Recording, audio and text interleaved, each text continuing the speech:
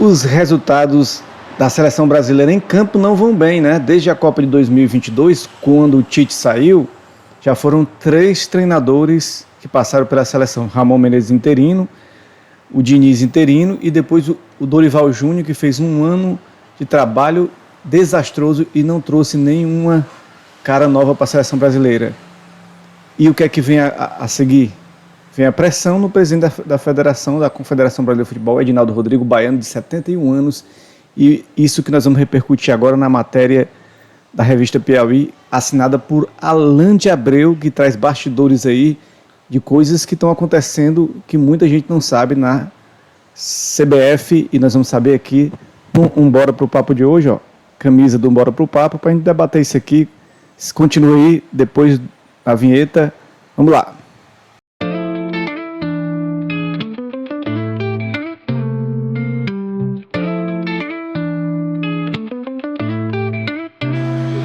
CBF e Brasil, essa história de amor e ódio, né? Desde a época ali do João Avelange, Ricardo Teixeira, o Caboclo, até chegar ao Edinaldo Rodrigues, tem muitas histórias aí nos bastidores que mexem com o imaginário popular.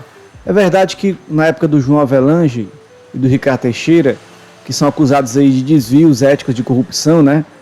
E muitas matérias aí, inclusive foi afastado o João Avelange, o Ricardo Teixeira foi afastado, depois o Caboclo, por assédio sexual, né, está sendo acusado, foi afastado da CBF, e foi épocas aí, principalmente com o Ricardo Teixeira e com o João Avelange, que o Brasil conquistou os maiores títulos da sua história, né, engraçado, dentro de campo dá certo e fora é uma balbúrdia, né, é uma bagunça.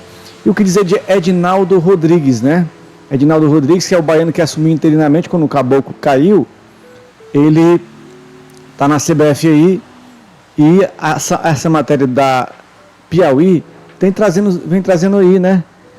Muitas coisas obscuras aí que tem que ser investigado. Por exemplo, na Copa de 2022, enquanto a seleção brasileira estava sendo eliminada ali pela Croácia, né? O Brasil sendo eliminado pela Croácia, as mordomias que a Confederação Brasileira de Futebol promovia em Doha, segundo a matéria da revista Piauí, eram aí cartão corporativo de até R$ 2.500 para pessoas convidadas especiais às custas da Confederação, né? Ele colocou ainda na conta da entidade durante a Copa as despesas da mulher, da filha, da cunhada, do genro e de 2 netos, olha aí. Tudo na conta da CBF, né? Todos voaram de primeira classe e se hospedaram no Marriott Marquis City. Rodrigo também não esqueceu dos amigos da política, do judiciário, da imprensa e das artes. Olha aí os políticos que envolvidos aí, quer dizer, envolvidos receberam parceria. Olha aí, qual parte desses envolvidos? Deputado federal José Alves Rocha, União Brasil da Bahia. E o Ciro Nogueira, do Partido Progressista do Piauí, o senador, que ainda levou sua namorada às custas aí da CBF para curtir a Copa do Mundo de 2022. Esses aí são aliados do ex-presidente Jair Bolsonaro, né? Por aí você tira como é a situação que passa a Confederação Brasileira na Copa de 2022, e o presidente Edinaldo, ele ganha cerca de R$ 1 milhão por mês. Ele morou ainda 9 meses no hotel Grande Iate, na Barra da Tijuca, ao assumir a entidade na condição de interino em 2021. Tudo às custas da CBF, né? E ele que virou titular, mudou-se para o condomínio no mesmo bairro, né? Ele, junto com os cartolas das federações e dos clubes, né? Ele conseguiu aí aumentar o salário de cada federação, que era 50 mil, para 215 mil para o presidente da federação. Mauro Carmelo está ganhando bem, né? Aqui na Federação Cearense de Futebol, por isso que não quer largar o osso, por isso que quer ficar sempre no cargo, né? E em 2021 ele pagou isso, ele estava ali sendo questionado se ficaria no cargo ou não, né? Em 2023, no último balanço disponível, a renda líquida da CBF era de R$ 1 bilhão. E até 2027, com o patrocínio da Nike, vai aumentar aí com um novo contrato US$ 100 milhões fixo por ano. Então aí você vê que a CBF está ganhando dinheiro, nadando em dinheiro, com a renda também de jogos aí, direito de transmissão de jogos. Muitas coisas estão acontecendo aí que a gente está vendo, segundo a matéria aí do Alain de Abreu, a CBF que cortou a verba para os treinadores, para a arbitragem. Os árbitros não têm dinheiro para eles viajarem para fazer um treinamento pessoal na CBF, eles têm que fazer por videoconferência. Por isso que no ano passado, segundo a reportagem, 110 árbitros foram afastados por falhas técnicas, né? Enquanto isso, a CBF colocou aí 6 nomes de peso vinculados ao indicado do Instituto Brasileiro de Ensino, Desenvolvimento e Pesquisa, IDEP, que tem aí como diretor-geral Francisco Schertel Mendes, que é o filho do ministro do Supremo Tribunal Federal, Gilmar Mendes, né? Engraçado que em 7 de dezembro de 2023, o Tribunal de Justiça do Rio tinha destituído o Edinaldo Rodrigues, né? E aí ele recorreu aos tribunais superiores e pagou 6,5 milhões dos cofres da CBF para o seu braço direito, advogado Pedro Trenglause, defender ele, né? 2 semanas depois de receber a bolada, Trenglause desembarcou em Brasília para ajudar Rodrigues a voltar para o cargo, agora se valendo de uma nova ação interposta no Supremo por iniciativa do PCdoB, Partido Comunista do Brasil, que ele faz parte como Alcino Reis da Rocha, como secretário-geral da CBF, ou seja, muita gente aí está envolvida nessa questão da CBF. Eu não estou fazendo juízo de valor se o Edinaldo Rodrigues cometeu algum crime, alguma corrupção, alguma coisa. Eu não estou dizendo isso, mas que tem muita coisa suspeita no meio, né? Como o Jornal dos Esportes traz essa repercussão sobre a matéria aí da revista Piauí. Ele fala no seu título: Revista Piauí revela manobras e regalias de Edinaldo Rodrigues no comando da CBF. Como eu falei, o Edinaldo Rodrigues aumentou para R$ 215 mil o salário de 27 federações estaduais. O judiciário foram gastos aí de 24 milhões pela CBF em advogados e acordos na justiça durante a gestão de Edinaldo, incluindo a contratação de Maria Cláudia Buchaneri, ministra do TSE, por 10 milhões. Então, no caso do Edinaldo Rodrigues, tem muita gente envolvida para apoiá-lo, né? Ele tem acesso a muitas redes de contato para se manter dentro da presidência da CBF, no seu interesse máximo aí de permanecer Edinaldo Rodrigues. Na Copa do Mundo 2022, o grupo de 49 brasileiros sem ligação com a CBF usufruiu de regalias nas 3 semanas em que a seleção esteve no Catar. E eu doido para ir para uma Copa do Mundo assistir, nunca irei, né? Só se for trabalhando como jornalista, né? Entre as regalias estavam ingressos e cartões corporativos de $500 diários, ou seja, R$ 2.500 mais ou menos. Na ocasião, né, como eu falei, Edinaldo levou a mulher, a filha, a cunhada, o genro e os 2 netos com atendimento VIP no aeroporto e gastos com hospedagem que batem R$ 37 mil. Segundo a matéria, 3 milhões foram gastos com passagem e hospedagem de convidados importantes e seus familiares. As despesas eram cobertas pela CBF para estreitar relações com as federações e pessoas relevantes. Segundo a Piauí, as primeiras ações de Edinaldo foi entregar o setor de transporte da CBF a seu motorista, Anderson Souza.